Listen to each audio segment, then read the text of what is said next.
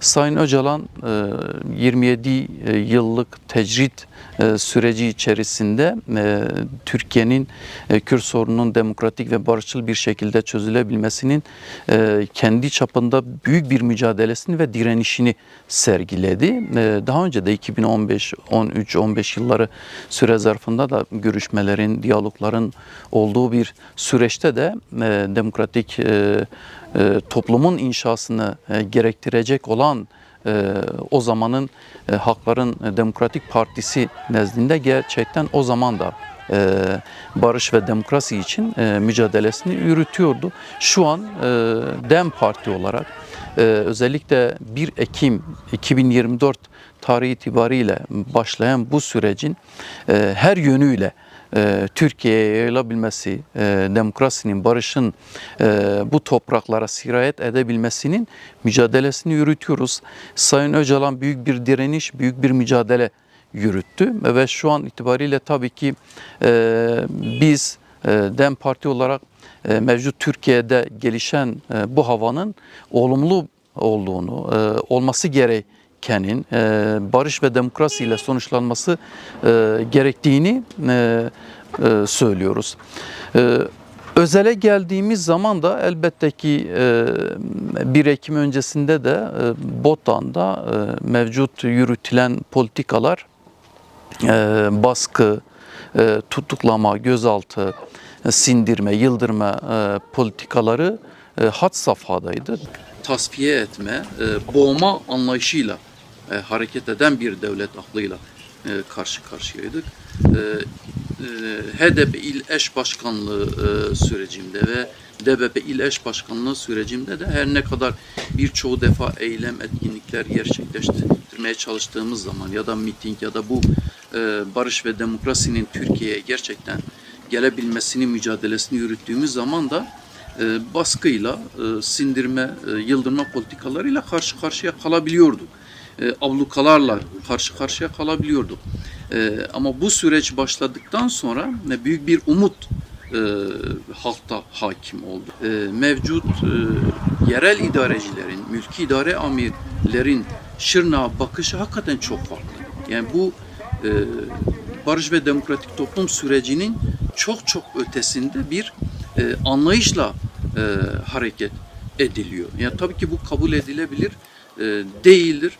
En basit bir eylem etkinlikte, en basit bir basın açıklamasında anayasanın verdiği hak olmasına rağmen, yasal ve hukuki çerçevede hak olmasına rağmen bir bakıyorsun engellemelerle karşı karşıya kalıyoruz. Rojin Kabayış için gerçekleştirilmek istenen yürüyüşe engel olunmak istendi. Yas hakkı en temel haktır, vicdani ahlaki haktır. Bir ailenin yasını tutabilmesi, taziyesini kurabilmesi kadar vicdani, inansal boyutunun en ağır olduğu bir eylem olması gerekirken ama maalesef bu dahi engelleniyor. Birçok engellemeyle karşı karşıya kalabiliyor ailelerimiz ya da taziyeye gitmek isteyen insanlar. Taziye evlerinin verilmemesi tamamıyla açık ve net bir şekilde bir düşmanlık hukuku olarak değerlendirebiliriz. İnsani ve vicdani hiçbir yönü olmayan olarak değerlendirebiliriz. Geçen Ekim ayında 9 Ekim'de yapmak istediğimiz barışçıl, şiddetin olmadığı, tamamıyla demokratik bir yürüyüşümüze dahi engel olunmak istendi. Ve 10 yıl boyunca aktif siyasetin içerisinde yer almamdan ötürü mesela söylüyorum. İlk kez binaların üstünde keskin nişancıların olduğunu, özel harekatın gelip tamamıyla bizi ablukaya aldığını, birebir İl Emniyet Müdürü'nün tüm oradaki çevik kuvvetli polisleri, özel harekatı organize ettiği bir tabloyla karşı karşıya kaldık. Yani hakikaten bu sürecin hiçbir şekilde ruhuna uygun olmayan bir tavırla karşı karşıya kaldık.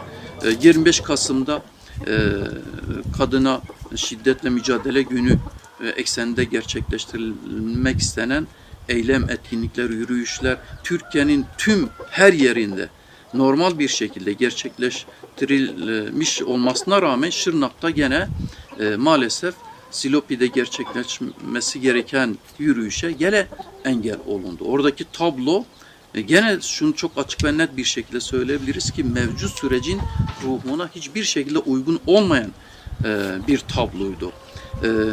Bir taziye gitmek istediğimiz zaman ya da bir yürüyüş ya da bir binamıza gitmek istediğimiz zaman bir eylem etkinlikte yok işte ikişer ikişer, üçer üçer, beşer beşer gideceksiniz anlayışı kesinlikle hukukla bağdaşmayan, anayasayla bağdaşmayan, insani ve vicdan hiçbir hukukla bağdaşmayan bir tavırdır. Elbette ki biz bu mücadeleyi büyütmeye çalışacağız. Mevcut sürecin başarıya ulaşabilmesi için, barış ve demokratik toplum sürecinin barışla, demokrasiyle, eşitliklerle, özgürlüklerle taşlandırılabilmesi için mevcut zindirme, yıldırma politikalarına karşı mücadelemizi en üst çıtada sürdürmeye çalışacağız. Barış için, demokratikleşme için gerekli adımlarını atıyor. Özellikle Sayın Öcalan gerekli adımları atmıştır. PKK gerekli adımları atmıştır. Türkiye'nin önünde ciddi gerçekten atılması gereken adımlar var. Ve geç kalındığı kanısındayız da.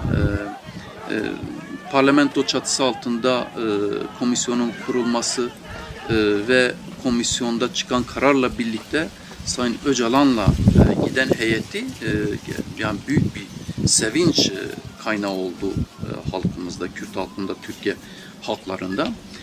Bu mevcut sürece olan güveni de tazeledi, umudu da daha da büyüttü. Atılması gereken adım bir an önce komisyonun raporunu meclise sunması, hukuki ve yasal anlamda ne gerekiyorsa adımların atılmasıdır. Çünkü eğer o gerçekleşmediği takdirde mevcut karşı tarafın attığı adımlar havada kalacaktır, boş kalacaktır. Barış isteniyorsa, demokratikleşme isteniyorsa, Kürt sorunun hakikaten artık tamamıyla çözülüp mevcut çatışmalı ortamın sonlanması isteniyorsa bahsedilen adımlar bir an önce atılmalıdır. Bu genel düzeyde istenilen adımlar, yerelde de herkesin gerçek anlamda artık barışın ruhuna, demokrasinin ruhuna, eşitliğin, özgürlüklerin ruhuna göre diline, üslubuna, tavırlarına hareket etmesi gerekir. Bir bütünen toplumsal uzlaşma ruhunu ortaya çıkarması gerekir. Bizler DEM Parti olarak halkımızla birlikte en çok barışı isteyenler olarak bu sürece sağduyulu bir şekilde yaklaşmaya çalışıyoruz. Biz mülki idare amirlerinden de istediğimiz mevcut eğer gerçekleşebilecek olan herhangi bir durumda, eylem, etkinlikte ne kadar çok uzlaşma, ne kadar çok diyalog, en azından birebir temas gerçekleşirse o kadar birbirimizi anlama konusunda da bazı sorunları çözebiliriz diye düşünüyorum. Temas ne kadar olursa, birbirimizi ne kadar iyi anlatabilirsek o kadar sorunlar da çözülecektir ve mevcut olan tablonun değişebilmesi, işte özellikle yerelde ki tavırların değişebilmesi ancak diyalogla, uzlaşmayla çözülebilir.